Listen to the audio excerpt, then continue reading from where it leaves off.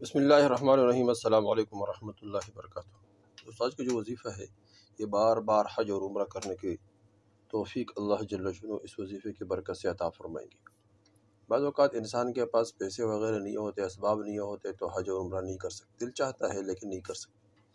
بعض اوقات پیسے بہت زیادہ ہوتے ہیں لیکن اللہ جل شانہ کی توفیق نہیں ملتی۔ لا حول ولا قوت الا باللہ۔ یہ جو نیکی کا کام ہے، یہ اس کے نیکی کا جتنے بھی کام ہے یہ اللہ جل شانہ کی توفیق سے ہوتے ہیں۔ گناہ سے بچنا یہ بھی اللہ جل شانہ کی توفیق سے ہوتا ہے۔ انسان گناہوں سے نہیں بچ سکتا ہے مگر اللہ کی توفیق سے۔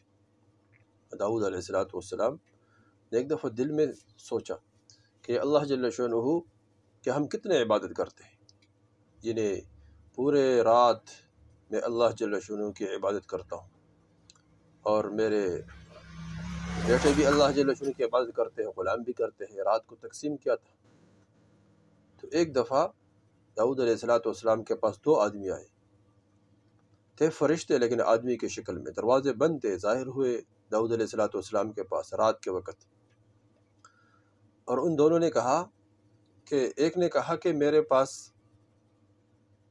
ایک بکری ہے، اور یہ دوسرے جو آدمی ہے جس کو میں لے کر آئی اس کے پاس 99 بکری ہے، یہ مجھے کہتے یہ ایک بھی مجھے دے دو تاکہ یہ 100 پورا ہو جائے، تو یہ فیصلہ کرے۔ داؤد علیہ السلام حیران ہو گئے کہ اس میں فیصلے کی کیا بات ہے، یہ تو سراسر ظلم ہے۔ لیکن اس وقت داؤد علیہ السلام نے جب دروازوں کو دیکھا، دروازے بند تھے، فوراً پتہ چل گیا کہ یہ اللہ جل شانہ کی ابتلا ہے، امتحان ہے۔ اللہ جل شانہ یہ دکھانا چاہتے ہیں کہ یہ میں توفیق دیتا ہوں، اگر میں نے تجھے کسی کام میں مصروف کر دیا تو عبادت نہیں کر سکتے میرے۔ تو اس وقت داؤد علیہ السلام سر بسجود ہو گئے۔ تو اس طرح یہ لا حول ولا قوت الا باللہ، نیکی کی توفیق بھی اللہ جل شانہ دیتے ہیں، برائی سے اللہ جل شانہ کی توفیق سے انسان بچ سکتا ہے۔ تو دوستو، یہ جو آج کا وظیفہ ہے اس کے برکت سے اللہ جل شانہ بار بار حج اور عمرہ کرنے کی توفیق عطا فرمائیں گے۔ بہت آسان وظیفہ ہے، ہر آدمی کر سکتے ہیں، ہر مسلمان کر سکتا ہے۔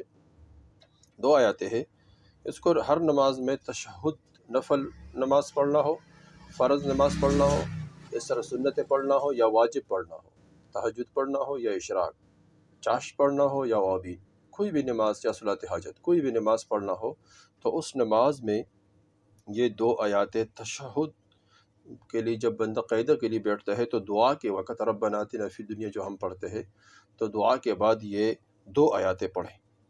انشاءاللہ اس کے برکت سے اللہ جل شانہ بار بار حج اور عمرہ کرنے کی توفیق عطا فرمائیں گے۔ پہلے آیات سورہ بقرہ آیات 128، وَأَرِنَا مَنَاسِكَنَا وَتُبْ عَلَيْنَا إِنَّكَ أَنْتَ التَّوَّابُ الرَّحِيمُ، کہ ہم کو ہماری عبادت کے طریقے سے سکھائے اور ہماری توبہ قبول فرمائے۔ یہ آیات ہے۔ دوسرا آیات وَرَسُولُهُ وَقَالُوا حَسْبُنَا اللَّهُ سَيُؤْتِينَا اللَّهُ مِنْ فَضْلِهِ وَرَسُولُهُ إِنَّ إِلَى اللَّهِ رَاغِبُونَ۔ یہ دوسرا آیات ہے۔ یہ تشہد میں یہ دونوں آیاتیں پڑھنا ہے، یعنی دعا کے بعد یہ آیاتیں پڑھے، انشاءاللہ پابندی کے ساتھ اللہ جل شانہ غیب سے بندوبست فرمائیں گے، دعا بھی کریں اور اللہ جل سے مانگے بھی، روزانہ نفل پڑھے۔